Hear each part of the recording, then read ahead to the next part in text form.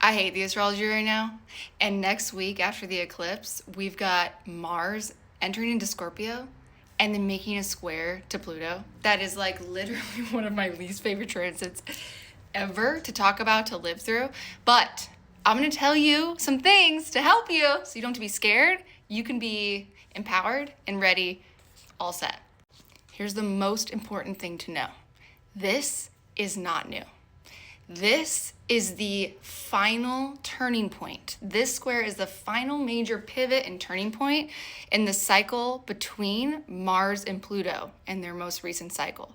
So I'm going to tell you those dates and you're going to go back. You're going to look at this cycle, those key significant turning points, when it started, when it took its first turn, when it hit its climax, and now what all of that is coming back and how you want to show up to close this cycle out. Did you get your pen and paper ready? Are you ready to write these dates down? So the cycle between Mars and Pluto started with a conjunction on February 13th, 2024. It had its first opening waxing square turning point on June 11th, 2024. And then because of Mars retrograde, worst this last year, there were 3 exact climax or oppositions that Mars had with Pluto.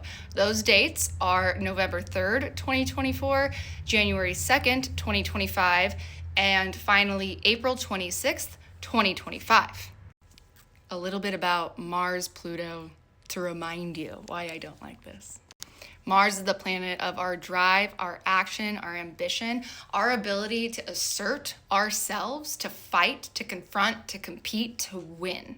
When Mars comes into a hard, challenging aspect with the power planet Pluto, there is an intensification, a feeling of a power struggle, either within ourselves and our ability to enact our will in alignment with what it is that we want, or we can feel like we get into an intense power struggle where maybe somebody outside of us, it feels like they're trying to diminish our power, they're trying to push us down, and it usually leads to an intense feeling of rage and fire and this like need to prove that we have our power. We're gonna do what we want.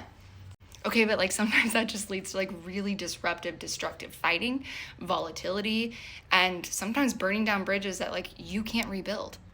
So if you think about what have you learned about your power, about getting into power struggles, about your relationship to asserting your power, to using your Mars energy since February 13th, 2024.